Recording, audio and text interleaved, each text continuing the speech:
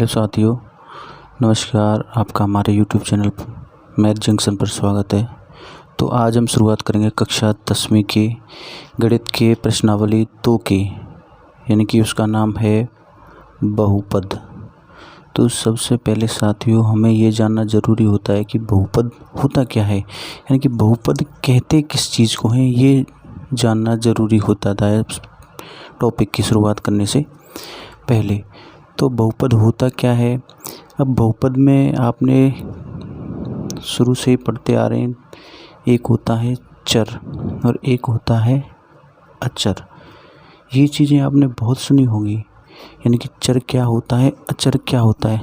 अब ये मान लो कि चर एक तरह से चर, यानी कि चरने वाले जो जानवर होते हैं उनको हम कह सकते हैं, यानी कि इसको एक तरह से एक्स, वाई, जेड, ए, बी, सी इस तरह से प्रदर्शित किया जाता है। यानी कि ये मान लो कि ये चरने वाले जानवर हैं, यानी कि इनके ये रहा, इसके सींग है, इसके पूंछ है, यानी कि सींग पूंछने वाले ही क्या होते हैं, चर होते हैं। और अचर यानी कि जो संख्याएं होती हैं 1, 2, 3, 4, 5, 6, ये हो गए अचर, यानी कि ये चर नहीं सकते, ये चढ़ सकते हैं। सींग पूंछ वाले चढ़ सकते हैं, बिना सींग पूंछ वाले नहीं चढ़ सकते। तो नॉर्मल ये बात हो गई। अब और गणित की भाषा में हम कहें कि जो चर ऐसी राशियाँ होती हैं जिनमें हम परिवर्तन कर सकते हैं, यानी कि अपनी ज़रूरत के हिसाब से परिवर्तन कर सकते हैं। इनमें अपनी ज़रूरत के हिसाब से परिवर्तन नहीं कर सकते, यानी कि अगर मैं 5 को बराबर 9 नहीं कह सकता, यानी कि 5 को 9 नहीं कह सकता, 1 बराबर 2 नहीं कह सकता, यानी कि इसमें कोई परिवर्तन नहीं किया जा सकता। यानी कि अगर वो 1 है तो ये 2 है, इसको हम 2 नहीं कह सकते, इसको हम 1 नहीं कह सकते, तो इनमें परिवर्तन नहीं किया जा सकता। यानी कि ये ऐसी राशियाँ होती हैं जिनमें हम परिवर्तन नहीं कर सकते, और ये ऐसी राशियाँ होती हैं जिनमें हम परिवर्तन कर सकते हैं। जैसे मान लीजिए x + 3 y + 5 है, तो बराबर में कुछ हो, इनके बराबर में कुछ भी हो सकता है। तो हम अपनी ज़रूरत के हिसाब से मान इसमें बदल सकते हैं, यहाँ भी इसके अपनी ज़रूरत के हिसाब से इसमें मान रख सकते हैं। यानी कि अगर इसमें मान लीजिए यहाँ 5 है तो यहाँ हमने रखा 2, तो हमारी ज़रूरत किसकी थी, 2 की, तो हमने 2 रखा, 2 + 3 5 हो गए। यहाँ मान लो 7 या 9 है, तो यहाँ पर हमने कितना रखा, 4। तो अपनी ज़रूरत के हिसाब से इन राशियों के मानों को परिवर्तन किया जा सकता है, और इन राशियों के मानों को परिवर्तन नहीं किया जा सकता। ये तो हो गई बात चर और अचर की। अब आते हैं बहुपद। बहुपद कहते किस चीज़ को हैं, यानी कि अब चर, अचर,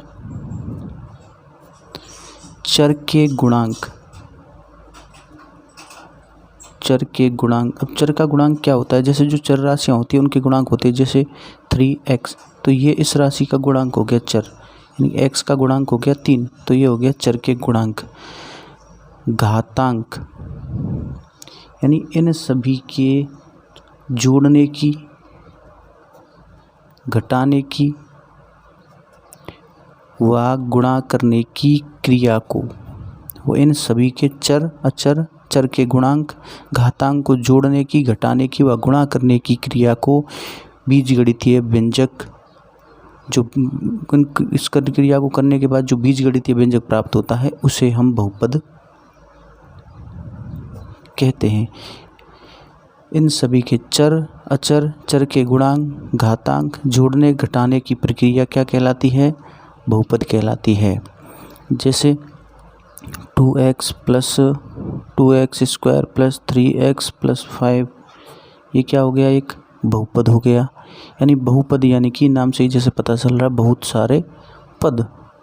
तो इसके बाद हम आते हैं कि बहुपद, अब आगे बहुत से सवाल ऐसे आते हैं कि हमें पूछ लेता है कि बहुपद ये कौन सी व्यंजक है, बीजीय व्यंजक वो बहुपद है, और कौन सा बीजीय व्यंजक बहुपद नहीं है। तो इनकी पहचान के लिए हम क्या करेंगे, यदि किसी जो व्यंजक की, यदि किसी व्यंजक की घात, यदि किसी व्यंजक की घात भिन्न के रूप में दी गई हो, ऋणात्मक पूर्णांक के रूप में दी गई हो, यदि किसी भिन्न की घात भिन्न के रूप में, ऋणात्मक पूर्णांक के रूप में और अपरिमेय संख्या के रूप में दी गई है तो वो बहुपद नहीं कहलाता है। यानी कि किसी व्यंजक की जो घात है वो भिन्न के रूप में, ऋणात्मक पूर्णांक के रूप में और अपरिमेय संख्या के रूप में दी गई है तो उसको हम बहुपद नहीं कह सकते। जैसे कि 1/x-1, तो ये भिन्न के रूप में दिया गया है, इसको हम बहुपद नहीं कह सकते हैं। √x+2 ये भिन्न नहीं है, यानी कि ये क्या हो गई, अपरिमेय संख्या हो गई, यानी कि ये अब बहुपद नहीं होगा। 4+x-2 यानी कि इस x की घात क्या है, -2, यानी कि ऋणात्मक पूर्णांक के रूप में है, इसलिए इसको हम बहुपद नहीं कह सकते हैं। तो अब आ गई बात, हमने अभी तक जाना बहुपद में चर और अचर संख्याएं, बहुपद कैसे किसके हैं और बहुपद की पहचान के लिए क्या क्या चीज़ें होती हैं। इसके बाद आता है जो बहुपद होता है, हमें कभी कभी ये पूछ लेता है कि बहुपद की घात क्या है। अब जो बहुपद की उच्चतम घात होगी वही हमारी बहुपद की घात कहलाती है। जैसे कि 3x² + 2x + 5, इसमें बहुपद की उच्चतम यानी कि उच्चतम घात क्या होगी, इसमें 2, इसकी क्या है 1। तो अगर हमसे पूछेगा कि इसमें बहुपद की घात क्या है तो हम बताएंगे 2, यानी कि सबसे बड़ी घात होती है वही बहुपद की घात कहलाती है, यानी कि उच्चतम घात। अब इसके बाद आता है घात। इसके बाद आता है बहुपद के प्रकार। अब बहुपद के प्रकार कैसे होते हैं, बहुपद के प्रकार होते हैं, एक होता है रैखिक बहुपद। अब रैखिक बहुपद को यानी कि जो घात 1 वाला बहुपद होता है, घात 1 वाला जो बहुपद होता है वही हमारा रैखिक बहुपद कहलाता है। 2x - 3 √3x + 5y + √2, इन सभी में घात कितनी है, 1, यानी कि जिसकी घात कुछ नहीं है उसका मतलब उसकी घात 1 है, यानी कि इसकी घात 1 हो गई, इसकी घात 1 हो गई, इसकी भी घात 1 हो गई, यानी कि जिसकी घात 1 है वो रैखिक बहुपद हो गया। ये हमारा हो गया रैखिक बहुपद। इसके बाद आता है द्विघात बहुपद। जैसा कि हमें नाम से पता चल रहा है कि ये क्या है, द्वि और इसके घात, यानी कि जो 2 घात हैं जिसकी घात 2 है वो हमारा द्विघात बहुपद है।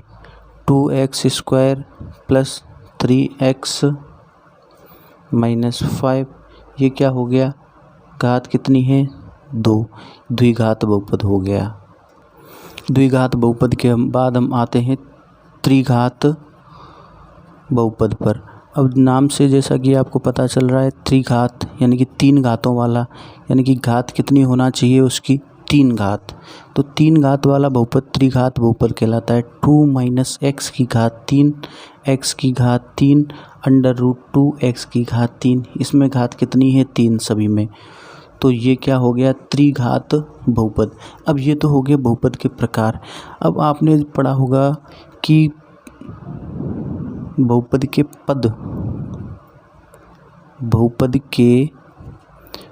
पद यानी पदों के आधार पर एक होता है एक पदीय बहुपद। एक पद यानी कि जिस बहुपद में एक पद है वो क्या हो गया, एक पदीय बहुपद। 7x 5x 3x 2x, इन सभी में एक एक पद दिया गया है, इसका मतलब ये एक पदीय बहुपद है। द्विपदीय बहुपद, जैसा कि आपको नाम से पता चल रहा है, 2 पद हों जिसमें 2x + 5 3x - 7, इस बहुपद में 2 पद दिए गए हैं, इसका मतलब ये द्विपदीय बहुपद है। अब इसके बाद आता है त्रिपदीय बहुपद। जिसमें 3 पद हों वो त्रिपदीय बहुपद कहलाता है। 2x² + 5x + 6, ये हो गया त्रिपदीय बहुपद। 3 पदों वाला बहुपद त्रिपदीय बहुपद, 1 पदों वाला बहुपद एक पदीय बहुपद, 2 पदों वाला द्विपदीय बहुपद। जिसकी घात 1 है वो रैखिक बहुपद, जिसकी घात 2 है वो द्विघात बहुपद, जिसकी घात 3 है वो त्रिघात बहुपद। अब इस प्रश्नावली हमें आगे मिलेंगे बहुपद के शून्यक। बहुपद के शून्यक यानी बहुपद के शून्यक क्या होते हैं? अब बहुपद के शून्यक होते हैं x+5, ये दिया गया है x+5, px बराबर x+5। इस बहुपद के शून्यक निकालने हैं तो शून्य के लिए क्या करेंगे? x+5 बराबर में हो गया 0, यानी कि अगर तो x ये पक्षांतरण करेंगे, इधर जाएगा x बराबर -5। अगर हम x का मान -5 रख दें इस बहुपद में, x का मान क्या रख दें? -5, तो बराबर में क्या होना चाहिए? 0। अगर बराबर में 0 हो जाता है इस बहुपद का मान तो ये बहुपद के शून्यक होंगे।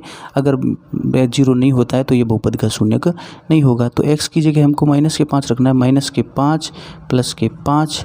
अब -5 से +5 कट जाता है तो बराबर में क्या आता है? 0। इसका मतलब x बराबर -5 इस बहुपद का शून्यक है।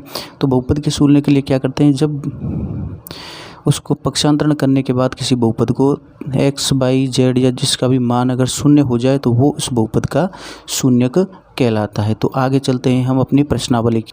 ये हमारी दी गई है प्रश्नावली 2.1। तो प्रश्नावली 2.1 का पहला सवाल है, किसी बहुपद px के लिए y बराबर px का ग्राफ नीचे आकृति 2.10 में दिया है।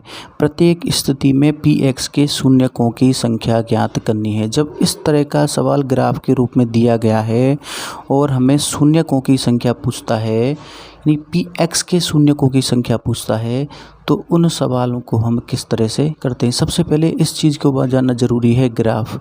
तो ग्राफ में क्या है? 2 अक्ष दिए गए होते हैं, एक होता है x अक्ष और एक होता है y अक्ष। हमारा जो ऊपर की तरफ होता है y, नीचे की होता है y डैश। इधर होता है हमारा x डैश, इधर होता है हमारा x।